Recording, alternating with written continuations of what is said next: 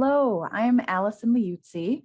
I am a research manager at Wilder Research and project director of Minnesota Compass, a community indicators project here in the state of Minnesota in the United States. I am also the 2021 president of the Community Indicators Consortium. I joined Wilder Research almost 10 years ago. I earned my bachelor's degree from Luther College in sociology and math. I earned my master's degree from Michigan State University in park recreation and tourism resources.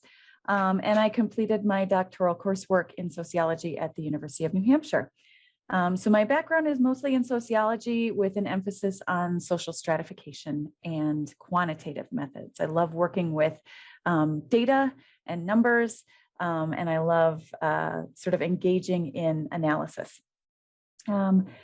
The things that initially attracted me to the field of community indicators, when I was in graduate school, I had the opportunity to work with a significant number of public data sources, especially from the US Census Bureau, but from other places as well.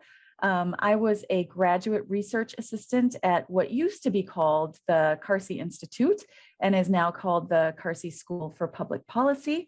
And so I wrote reports and articles on topics ranging from who earns minimum wage to the share of families earning family sustaining wages to the economic status of families in New Hampshire at the time, to child poverty, to women in the workforce.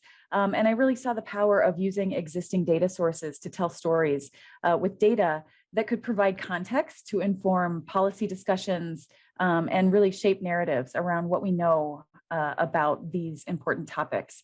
So all of that work in graduate school was really good preparation for me to come to the Minnesota Compass Project and eventually to become the project director of the Minnesota Compass Project. As I've sort of been on the Minnesota Compass Project over the last 10 years, I've gotten to learn a lot about best practices in community indicators, and a best practice that I've consistently found and that we implement on our own project is community engagement.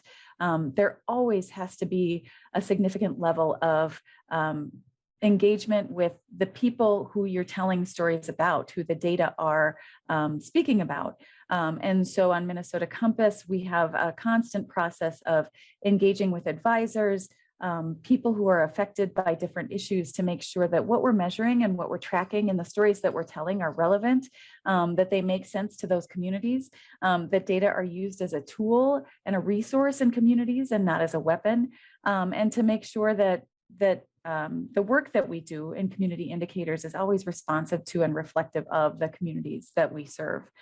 So we have to do that in partnership with members of those communities. So coming to Wilder Research in 2012, I became a member of the Community Indicators Consortium almost right away. I attended my first CIC Summit, Impact Summit in the fall of 2012. And it was great exposure to other projects, both nationally in the United States and internationally, to really see what they do, to learn what works for them. The seeds of Minnesota Compass, we began more than 10 years ago, really modeling ourselves after other longstanding and really strong community indicators projects, some of which still exist today, Boston Indicators and Truckee Meadows Tomorrow. We learned a great deal about how to set up a project that's sustainable and relevant to the community from these other projects. And we continue to do that today by participating in the Community Indicators Consortium and by networking at the annual Impact Summit. We continue to feel it's really important to be a part of this community of practitioners, funders, organizations that work with and support community indicators projects. In terms of how my involvement with CIC has impacted what I know and what I do and how I practice community indicators, I am constantly learning from my CIC colleagues who are managing other projects, especially from the Impact Summit. I bring back ideas, little tidbits, practices that other projects are using that seem to work in terms of communications. How do we get the word out about the data that we're assembling and the stories that we're telling? About indicators, what data sources are people using? How are they putting them to work for good? How are they telling stories with them? I'm learning from my colleagues about data literacy. How do they make sure that people who they're providing data to actually know how to use that data well, and to speak about it accurately and in ways that actually sort of move the needle on policy.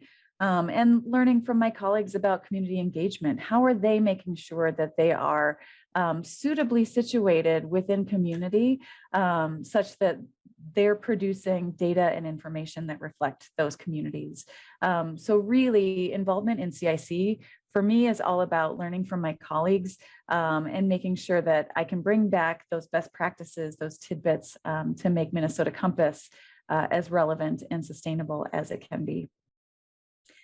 In terms of what I work on in community indicators, I oversee the Minnesota Compass Project. We're a statewide community indicators project. We provide data in about 13 different topic areas, 3 to 4 key measures for each of those topic areas.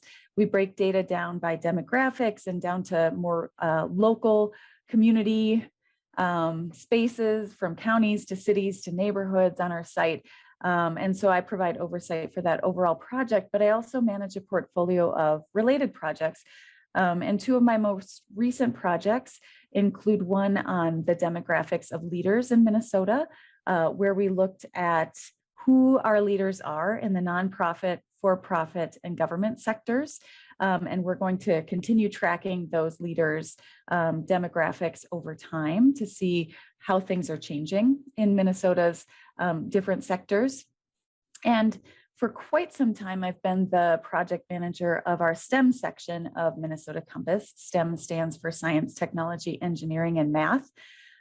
We first launched this section of Compass in 2013 to track indicators of cradle to career success in STEM. So we were looking at education over time from early childhood to career to see how we're doing.